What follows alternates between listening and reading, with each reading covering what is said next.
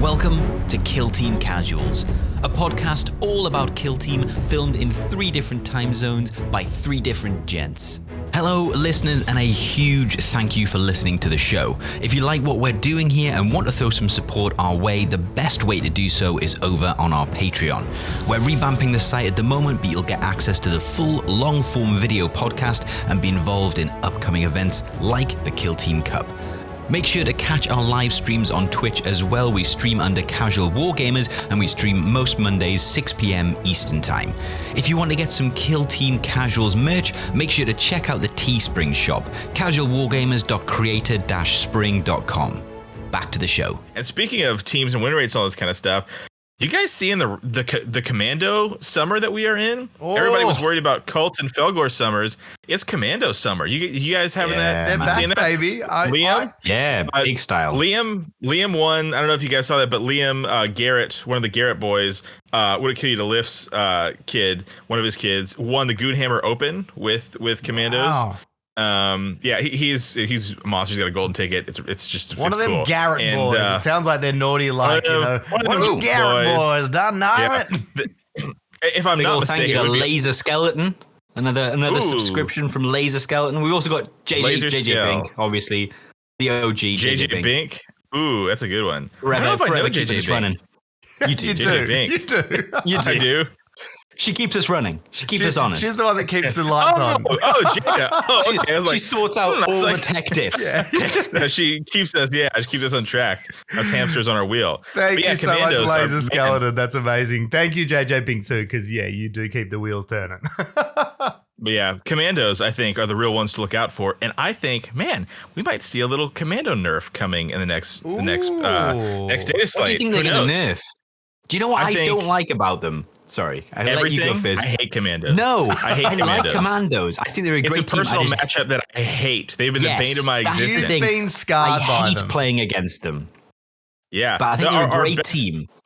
Yeah, like one of our best local players is a Commando player. And he is just so incredibly oppressive with him. Shout out to Ben. It's like, God, I hit him up the other day. I was like, hey, can we get some practice games in? Because I feel like Commandos are just going to be everywhere. I think they are. I think we're seeing it. There's Commando players everywhere. They're great into Cult. They're great into Felgor. Now they're even better into those matchups. And they got the bomb squig. And they can double sneaky get, triple sneaky get, whatever they want. It's just an awful lot. Well, as many command points as you've got. So 3 sneaky gets if you really want. But you won't use it. You'll do 2, and then you do the so you can dash, so that you can then charge and do crazy town.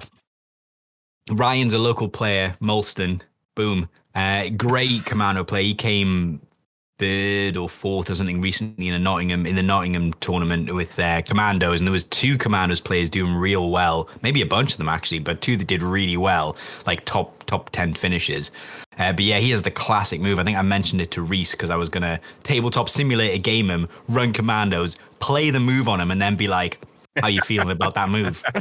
That's the thing. Russ is now just so confident. Forward deploy? He telegraphs these moves to me. He's like, I'm going to play you and I'm going to do this. That's the thing. To you can't get away from it. That's the problem, because if you run the breacher, this is how Ryan does it. Yeah, it's unstoppable.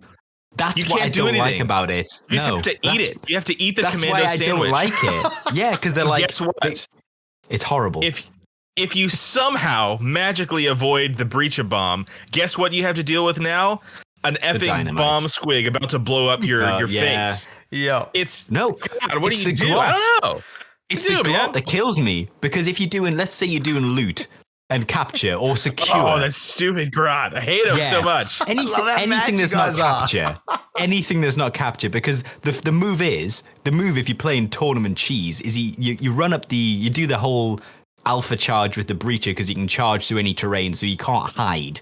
You can get behind it. Maybe you can screen him out by placing behind a door and not giving enough, but then you've got a real group up and you leave yourself open to a dynamite. So either way, you're kind of screwed. So you take the charge.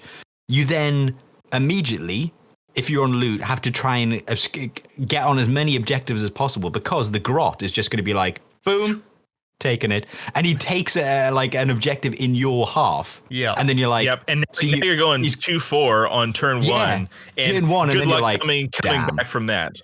Yeah, that is a harsh way to start. Maybe you don't even get 2 because maybe the Breacher squad, as Ryan did to me, he looted one of my objectives because like you couldn't start on it. So he looted one, charged in. I then moved on to another objective. Well, I then tried to get rid of the Breacher because he tied up one of my units that was GA2 and onto objectives. And then he grotted and got the other one. And I was just like, the game is over. Turn 1, move 2, I have lost the game. It was such a good move. To be fair, I loved that move. When it played against me, I was like, but I like, yeah, if you're playing Kommandos, you've really got to think, how am I dealing with a turn 1 alpha strike? And it's coming and you can't stop it. And I don't know how they would nerf that without taking away a fundamental core rule of what the Commandos are, which is the alpha strike, unless they just say everyone's I think 9 the wounds. and the squig both is too much. Yeah, I was going to say that I seems think like choose again because that all of a sudden takes it away from being the Breacher boy, then worry about the squig, and then objective stolen. If you make it that they can either blow someone up or steal that objective early, I think it's probably the least heavy-handed to then not nerf them back to a spot where they're not popular again. But because I said, I don't know how you change the Breacher boy and what he does to make it that he doesn't then, because otherwise he doesn't do what he's meant to do. Like it changes that model fundamentally otherwise. And that's although Ben's new team, the Phobos, could actually shut that down. Because you could be like, your Breacher boy goes last. You can't activate until actually, that's pretty good. There you go. I think the Votan have that ability too, don't they? I don't know how they're. I don't know how they're doing. Honestly, Phobos into Kommandos. Kommandos are so beefy. I just don't know. Gosh, like Reavers would be all right, but oh man, I don't know. I feel like my Anointed is the move. I feel like the Anointed is always the move. Geez, that was the quickest turn from Phobos back to Legionnaires, Ben, you've had this week. Well, like Phobos for me is just a nice palate cleanser. Nothing will ever like this is just so I can play for fun around the shop. Legionaries 10,000% all the way. Now, Primaris Painter was just saying in the chat as well that he was speaking to Elliot at Warhammer Fest, and that the Kommandos and the Vet Guard are the 2 main archetypes that everything else is measured against. So he doesn't think that they'll get a nerf. Thanks for watching. The full pod is available where you listen to your podcast. We stream live on Twitch at Casual Wargamers, and the full video podcast is available now to all tiers of our Patreon. See you next week.